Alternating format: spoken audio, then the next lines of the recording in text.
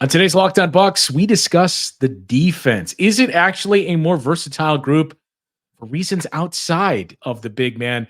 Plus, some news and notes to catch you up on. The NBA has a new media partner, and we promised some more context on free agency money. What's actually out there? We get into it next on Locked On Bucks.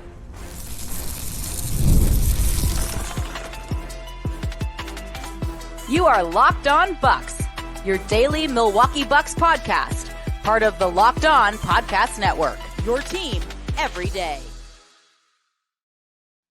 Welcome into Locked On Bucks. I am Justin Garcia, joined as always by Camille Davis, and we thank you for making Locked On Bucks your first listen every day.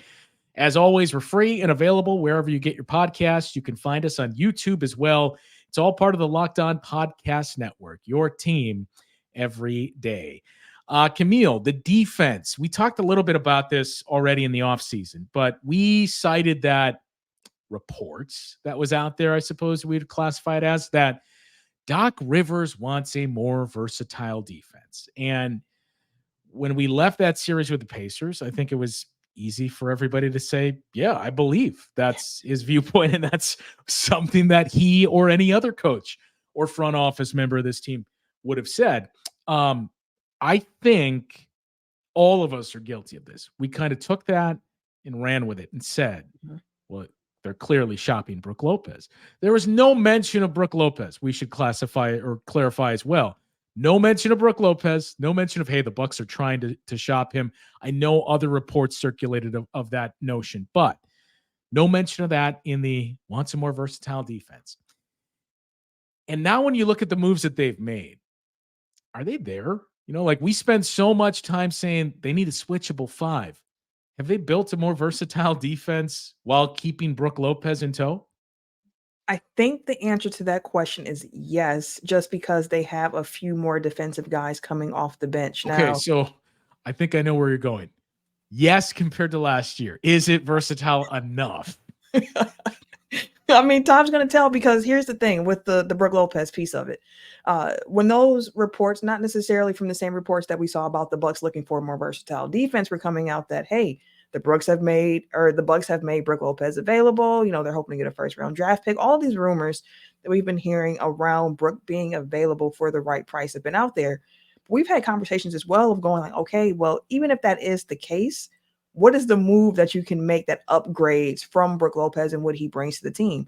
Now, all of the people who have been saying Brook needs to be traded, the reasons behind that are because he's getting older. He moves slowly, and he's efficient, very much so in that drop cover defense. But if you pull him out into space, he can be exploited in that way, which, like, 7 foot, yeah, that makes sense. 280, that makes sense that he'll get exploited in that way. So the question has been, or what people have wanted is, okay, let's get a versatile center out there, someone who can, switch out, who can do this and do that. And that sounds good. I would love to have that as well on the team. But I think that, as we mentioned, like, the options just weren't there, not necessarily in the free agency market. And finding a 1-for-1 trade that works in that sense has been very difficult to do while we've been brainstorming. If you keep Brook Lopez there, I think then the question becomes, how do you plan to also utilize Giannis? Are you open to having more lineups where you are running him as a small ball five? Because maybe the switch and getting that more versatile defense is just playing Giannis at the five a bit more, not making him the five at all times, not trading Brook Lopez, but just having more lineups with him in that role, and then switching out those guys around him to make that small ball lineup the most lethal. Is it, you're going really small, you're having Prince out there at that 4 spot next to him, while you also run with, Chris and Dame, and then whatever other shooter of your choice? Like, what is the combination of players that you're going to use? But signing Prince, signing Wright, those are 2 guys coming off your bench who figure to be in the rotation, who are versatile defenders. So they give you a lot more flexibility than what the Bucks had last year, because last season we're like, well, who else can they throw out there? Is it going to be Pat Connaughton? Is it AJ Green? Is it, Ajax, which is why everybody wanted Ajax, because he showed that, like, hey, I'll play some defense. I'll give you some energy. I'll go get the boards. I'll do whatever. Get some fouls. I'll do whatever while I'm out there. The fouls are part of the energy, Justin. You know what I'm saying? But I think that's when thinking about how is this team more versatile defensively now. I think it fits more into that sense of like maybe we can just use these pieces differently and maximize them in different ways than we were able to do last year. So a couple things. Like we don't need to get into relitigating it in specifics because I mean we're both on record of how much we supported or are big fans of Brook Lopez and the need for him and the value that he brings to this team. But when I look at what Philadelphia did, I mean that to me especially means okay, this is a team you're going to have to contend with in the East. You need somebody to at least throw out there a body on Joel Embiid. I'm not going to say stop him, but you need somebody of Brook's size to defend him. So I think it's all the more imperative that you keep him.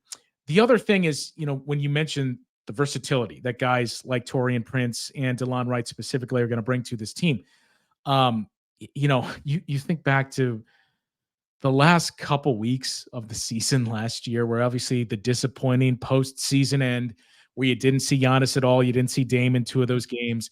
But, you know, Camille, I think I must have blocked it out of my mind. The game where Giannis got injured against the Celtics, that was coming off of a 4-game losing streak, right? I always equated the losing streak was a little bit before that. It wasn't just one after another. So it just paints a picture of, man, it was really, really bleak that last basically month of Bucks basketball, month and a half. But I bring up that game against the Knicks on night 2 of WrestleMania because here are the guys that the Bucks played on and have played and heavily relied on in that game. And I think this kind of backs up well, yes, they're clearly more versatile defensively than they were a year ago. Malik Beasley was in the starting lineup. And this is the game we're pointing out because this is the last time this group was at full strength, you know, with Giannis, Dame, and Chris on the floor. Malik Beasley was your starter, only played 23 minutes. But if Delon Wright starts, whoever it is, you're getting more versatility defensively than you had with Bees on the floor a year ago. The bench, Bobby Portis played 29 minutes. I'm not sure what to expect for Bobby's minutes this upcoming season. If it's more of a Brook thing where it's, okay, we feel like we have other guys that can play the 4 and a stretch 4, that it's going to be on an as-needed basis. Pat Connaughton played 31 minutes, which came to the delight of many Bucks fans that are listening to this. Jay Crowder played 15 minutes. AJ Green played 13. Andre Jackson Jr. played 4. So right there, it is already feels like there's a night and day different group than you have to rely on than it was a year ago, where just take Jay Crowder out of the mix and say Taurean Prince, get 15 minutes from him. I would assume more, but you get that time. It's probably at this point in his career going to be more productive than what you got from Jay Crowder. Let's say Delon Wright takes over the Pat Connaughton role, and maybe he plays 30 minutes and he's coming off the bench. You're getting more defensive versatility there from Delon Wright as well. AJ Green, maybe the numbers bump up and he's starting. The Andre Jackson Jr. number, I would assume those minutes are coming up as well. So that to me is what really struck me as, look, now more than ever, if the Sixers are going to be a team that you have to contend with, you need Brook Lopez. So to me, the versatility isn't so much, we need a center that can switch, because that's not versatile. That's just playing one way. We need to be able to do other things and also have Brook as the traditional big. Yeah, I would agree with that. And thinking about you pulling up that lineup and thinking about how minute allocations will be different this upcoming season, it makes me think about this as well, because I know if this season begins and Pat Connaughton is still on the roster and Bobby's still on the roster and Brook is still on the roster, there are going to be people who are saying like, we're doomed to repeat how last year went and so on and so forth. But just because the same guys are on the same roster does not necessarily mean they're going to have the same amount of minutes allocated to them, because you're coming into training camp. It's a battle and the best guys are going to get out there. So if you don't step the game up, like maybe we have a Pat Connaughton resurgence year. I would love it, because there's a benefit for the Bucks, whether he's on the team or whether that's good enough to use for trade bait. Like whatever way it goes, that's going to be good for the Bucks if he bounces back. But just because he is coming back, if he does, I don't think that necessarily means like you should expect him to play the exact same role, or anyone to play the exact same role, exact same amount of minutes that he did last year, outside of, you know, your Giannis, your Chris, your Dame. And even those minutes might look different in the regular season next year if they're trying to preserve them a little bit more for the playoffs. Well, just because you brought him up, I have some thoughts on Pat Connaughton we'll get into in the next segment, and take a look at what is exactly out there in terms of free agency dollars. We'll do that next on Locked On Bucks. Passion, drive, and patience. That's the formula for winning championships and also what keeps your ride or die alive. eBay Motors has everything you need to maintain your vehicle and level it up to peak performance. Superchargers, roof racks, exhaust kits, LED headlights, and more. Whether you're into speed, power, or style, eBay Motors has you covered. With over 122 million parts for your number one ride or die, you'll always find exactly what you're looking for. And with eBay's Guaranteed Fit, your part is guaranteed to fit your ride every time or your money back. Because with eBay Motors, you're burning rubber, not cash. With all the parts you need at the prices you want, it's easy to make your car the MVP and bring home huge wins. Keep your ride or die alive at ebaymotors.com. Eligible items only. Exclusions apply. eBay Guaranteed Fit. Only available to U.S. customers. If you're watching Fox Sports or ESPN on your TV all day but have to turn down the volume because of all the shouting, well, it just means it's time to make the switch to Locked On Sports Today, a free 24/7 sports streaming channel that is programmed for you every day to bring you the biggest stories without all of the screaming. Locked On Sports Today brings you can't-miss analysis, opinions, and news, and it streams 24/7 on YouTube or the free Amazon Fire TV channels app. Part of the Locked On Podcast Network, your team every day. That Pat Connaughton point, Camille, I was talking about this with someone else as well. You were one of them. We were all having the conversation. I just don't know if Bucks fans are ready for the moment that Pat Connaughton has this bounce back resurgent year. So much so that he plays himself out of the $9 million player option that he has, declines it, signs elsewhere next summer, and then Bucks fans are allowed to point out what some other fan bases have of, man, the second apron, it is just killing me. It's not allowing us to keep our homegrown teams together and teams that were built the right way. Oh man, I mean, that's the argument. That's the argument. But then all you have to do is point to the Celtics and go, well, hey, if you like your team, this isn't going to forbid you from keeping your team. It's going to stop you from adding around it for sure. It's going to handicap you in that way. But if you want to just keep everybody, go right on ahead. But no, jokes aside with Pat Connaughton, like I said, like I hope that it's a bounce back for him. Because last year was just a weird year for him. Like it looks like the athleticism is leaving him a little bit. We just didn't see some of like the normal effort plays that we get from Pat Connaughton generally when he's on the court. And I mean, when Doc came in, he mentioned that he was spending a lot of time trying to build up Pat Connaughton's confidence again and just get him ready because he trusted him as a player. So it's a big summer for Pat Connaughton as well, because as much as players, mention like, I'm not hearing these things, I'm ignoring it.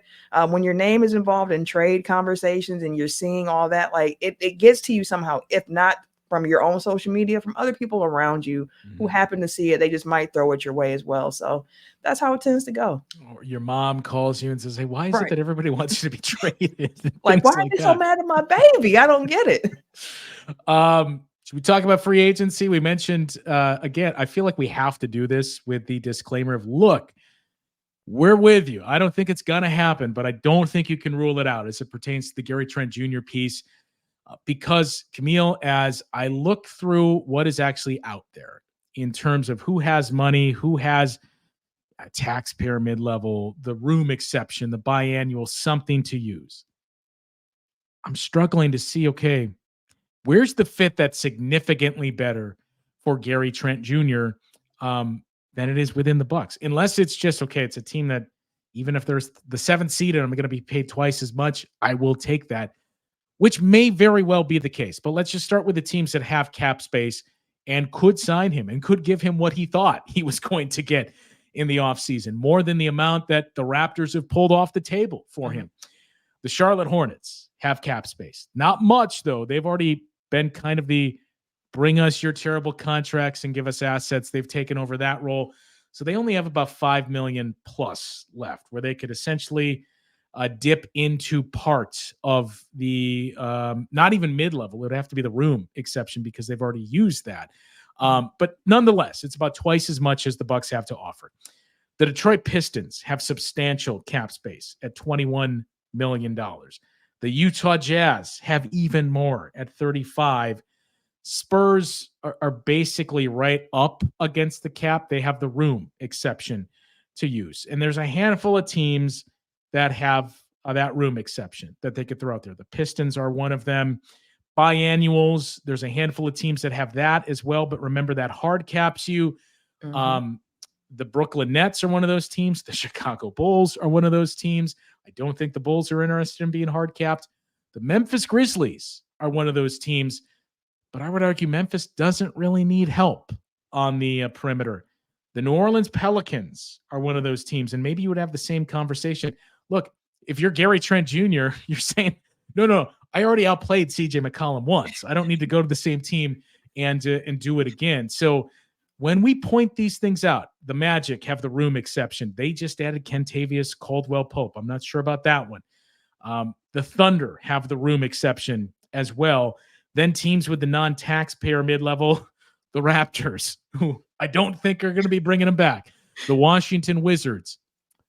It would take a lot more than the mid-level for me to go to the Wizards if I'm Gary Trent Jr. at that point. So we go through all of this to say, and I suppose the last one to point out is the Miami Heat, who have the taxpayer mid-level that they could throw out there. So that, to me, is the one you would point to and say, okay, you know what? Maybe. But long story short, it's not all that glamorous of a market where it's not like you look at this and say, yeah, we only have X amount of dollars that we can compete with, so I just don't see it happening. Again, I don't know your thoughts. I don't know that I'd say long shot. I don't think he's going to end up in Milwaukee, but going through what teams have and that everything we just went through, what they could possibly use, there's not much out there that you just can't dismiss it at this point. And that's why it's so useful to go through the list of just what cap space teams have available, what they can offer players, just to get a better understanding of the market around the Milwaukee Bucks. Because we focus on the Bucks, of course. It's Locked On Bucks. That's what you came here for. So you're thinking about the Bucks like, we know they can only offer a minimum, but what other teams could outbid us? And you just laid out a perfect list of that, which is why Gary Trent Jr. is somebody we brought up. Again, not saying it's likely, but just putting the name out there to keep an eye on in case the market shakes out in a way where he is willing to take that minimum and like, I'm just going to do this for a year. The market did not go the way I thought it would. I'm going to play this year, try to get my value up and cash in again next summer. Again, I'm not sure the likelihood of it. You mentioning Miami, as soon as you said Miami, I just went like, it's probably going to be Miami, isn't it? Because it just seemed like a fit, especially with how this summer has gone for Miami so far. Them trying to get DeRozan, that not working out, them waiting a while, but getting Highsmith back and then working around that. So like, I could see them looking to get that, even though they have Tyler Hero over there right now. Well, yeah. And that's the thing is they have Tyler Hero. They have Terry Rozier, who many maybe forgot that he was on the Miami Heat. They have Terry Rozier coming back. They have Duncan Robinson. Josh Richardson is still on the roster. They just signed Alec Burks. So they have that to be able to use. But again, if you're Gary Trent, part of this is the 1-year prove-it deal is, you have to get a good opportunity. You have to go to a place where you're going to get a good role, where you're going to be featured and you feel like I can juice up my numbers here and get paid next offseason. And that's the other piece to it, is not just the money component, but when you look at some of these teams that have more, even though it's not much more than the vet minimum to offer, maybe not crowded, but there's at least other names that are out there. Whereas with the Bucks, I don't think it's up for debate. You signed Gary Trent Jr. He is your starting 2 guard on day 1. Yeah. And he has a relationship with Dame as well, as we mentioned before. They have familiarity. We've seen them play together in the backcourt.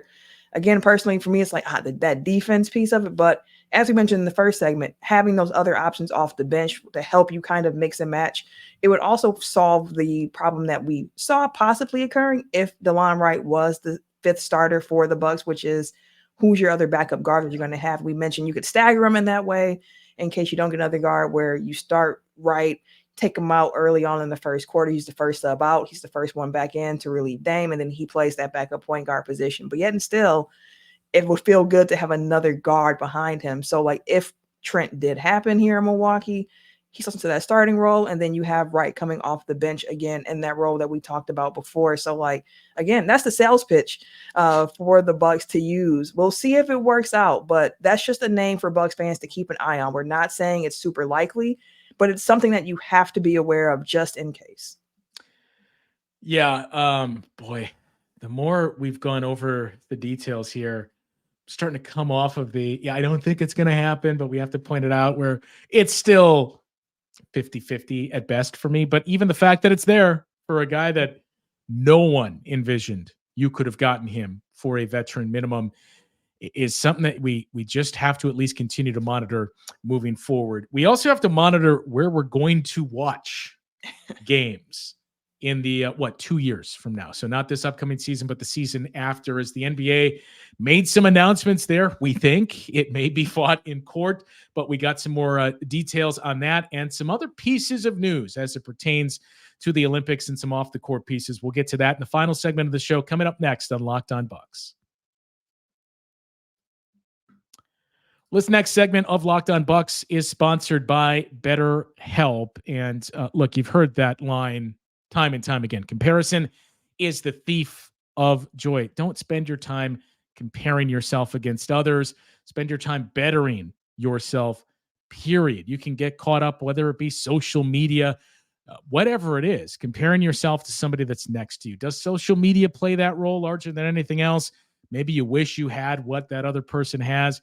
Well, the truth is we don't know what their life is. We only see what's posted on Twitter and Instagram or your brief interactions with them. You don't know what that other person is dealing with or if they're dealing with anything at all in reality. Therapy can help you focus on what you want instead of what others have, so you can start living your best life.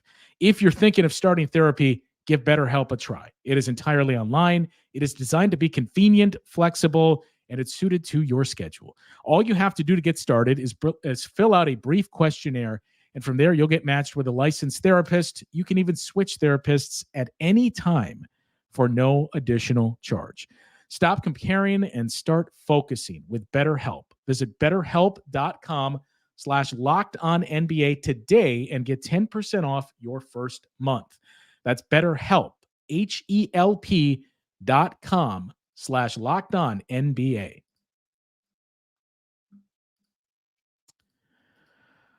All right, Camille, we learned just the other day that the worst kept secret out there in the basketball landscape, but the NBA has struck a new deal with new business partners. I don't know why it took so long for all of this to trickle out. But NBC back in the NBA game, they're unfortunately still staying with ESPN. So we'll see what changes come to the studio presentation, if any. And we know changes are going to come to the play-by-play team for ESPN with JJ Redick now coaching the Lakers. But we knew this was going to be the case, and the league made it official in their press release that they now have that new media partner and Amazon as well. So you have ESPN, NBC, Amazon, but the door doesn't appear to be fully shut on TNT just yet. Thankfully, because I feel like, I know there are some people who do not enjoy Inside the NBA with Chuck and the crew. I personally am not one of those people. I find it to be one of the most entertaining just shows, period, on the air, with that mix of personalities, the way that they cover the game, and just entertainment factor that comes from it. Like, everything doesn't have to be, for me, broken down to X's and O's. I love that content too, but sometimes I just want to laugh a little bit, and those guys do a great job at that. So knowing that, and knowing that Charles Barkley said that he plans to retire after this upcoming season, whether that's 100% true or not, that's what he said. So if this is the last year of Chuck that we're possibly going to get, I would love for TNT. Well, that would still be going on because it would change the year after that. But like, go out with a bang at the very least. Like, one more year of Inside the NBA. If TNT does not keep it, the show is going to be different without Charles Barkley anyways. But I see, they always bring in other players to kind of sub in. So that's one of those shows where I would hope it continues. So that's why I'm hoping that TNT can still find a way into the NBA TV deal conversation. But the NBA is cashing out, which, as we knew, would happen. So seeing how that salary cap continues to go up, how they're smoothing it this time around, so it's not that big jump that can cause wonky things to happen, like Kevin Durant going to the Warriors or anything like that. That's cool. But just seeing that the NBA plans to be on prime time 7 days a week after the NFL season starts, that's good for business for the league as well. Just making sure that the product is out there for as many different viewers as possible, even though they have those crazy blackout restrictions. So I hope that all of the local regional sport network stuff, that gets worked out along the way as well. Yeah. That's going to be the most interesting piece to it, is seeing the return to NBC. I would assume Round Ball Rock is making its return as well. But so the schedule as it's set up is Monday, you're going to have the national game is on Peacock. Tuesday is NBA as well, or Monday and Tuesday, I believe, would be Peacock. Wednesday is, or no, let's start this over. Monday is Peacock, Tuesday is NBC, Wednesday stays ESPN. ESPN is giving up the Friday night game, so they're taking a reduced amount of inventory but paying more, and part of that is keeping the prestige games and the finals and conference finals. Thursday, ESPN is now, Amazon is taking Thursday, so that's going to replace the TNT, and ESPN's only doing a portion of the Friday game, so they're going to split that with Amazon on Friday. Saturday, ESPN and Amazon, the split that it had been in the past, and then Sunday, NBC and ESPN, as we tended to see at times, depending on other sports schedules, a TNT ESPN split on Sunday. So it sounds like it's going to be basketball night in America that makes its debut next fall, starting in 2025. That's what I have to keep reminding myself of. Like, it's not next season, it's the one thereafter. So this is the last, it could be the last go around. Like the ABC, I love the Sunday afternoon ABC games once football is over too. So seeing that that's not on the table anymore, it's going to take some adjusting to, but as with everything else, you get used to it. Although on the football side of things, I am still not used to the CBS Fox split where there are NFC games coming on CBS. Like, that's still weird to me. So I do wonder how long it's going to take for me to get used to some of the new NBA partners as they join into the fray, because of years and years of habit that comes with watching games on TNT Tuesdays and Thursdays. It goes with watching the ESPN game. So just seeing how that shakes out. But I think it's cool that they finally have all this settled, although there is possible some litigation still going on with TNT trying to fight things. So we'll see how it all shakes out. There is time, but knowing that that's at least settled for not this upcoming season, but for the next season and beyond. I think it's 11 years this new deal is for the NBA. So knowing for the next decade or so, we got everything settled. It's going to be a lot of basketball on primetime TV once football is over, because football be punking the NBA sometimes. We know. But it's cool. It's cool to finally see what that schedule is going to look like. Yeah, and again, since I wasn't too smooth in reading through the schedule, Monday, Peacock. That is your national game. Tuesday, NBC is the national game. Wednesday, it's ESPN. Thursday is going to be Amazon. And again, that's going to start after football as well. Friday is going to be split between ESPN and Amazon. Saturday is split between ESPN and Amazon. And Sunday is split between NBC and ESPN. NBC, of course, is going to pick it up once football season ends as well. So that's why you see part of those partnerships there. But now we just wait to see the talent that's going to be involved on the NBC side. We also, we all hope Round Ball Rock makes its return, which I assume it does, but who's going to be the talent that's involved? I think it's not too difficult to imagine a familiar name and face the Bucks fans are familiar with, likely to be involved with NBC's coverage. So we'll see once we get that press release coming out as well. Also, Camille, we assumed this would be the case, but we did learn who the flag bearer is going to be for Greece in the Olympics. Mr. Giannis Antetokounmpo. It's beautiful. Frank worded it so beautifully on Twitter by just saying, like, years ago the world was introduced to Giannis and Thanasis in the crowd with them holding up that Greek flag on draft night before the world knew who he was. All these years later, you got 2 MVPs, down. You got a championship. You've been named to the NBA top 75. You've been on plenty of all defensive teams. Like, you're just seen as a great. And now you get the chance to be the flag bearer for your country in the first Olympic Games that they participated in, the basketball team, since 2008. And you're leading the entire Greece side with that flag. Like, just a really cool moment for Giannis. And as we saw when Greece qualified to make it to the Olympics to continue playing basketball, how much it meant to him and the emotion that he had. So I know that he understands as well, like the gravitas of being the flag bearer for the Olympic Games. And I can't wait to see him like do that. Like, that's just a really cool moment for Giannis. Yeah, it is going to be special to see. And just seeing Giannis in the Olympics, a place as a basketball player he has not been before. Unfortunately, as we pointed out, man, I don't know about the draw that you guys have there with Greece, but we'll at least get to see more Giannis in the international play. One final reminder as well, get your questions in on the mailbag. We'll tweet out that mailbag address. So we've had a few start to come in already. We'll put that tweet with the email address out there once more, or you can tweet them at myself, Camille, or Frank, and we will address your questions on a mailbag episode next week. We also have something else pretty special planned for next week that's going to be fun but frustrating, I think, when we get into that topic. And we bring back the post games as well, with Summer League returning this weekend. That we'll run some post game shows following those matchups. So we'll do that again this weekend with Summer League tipping off on Saturday. We plan on doing some post games over the weekend to catch up on the first 2 games. For Camille, I'm Justin. We'll talk to you once again then on Locked On Bucks.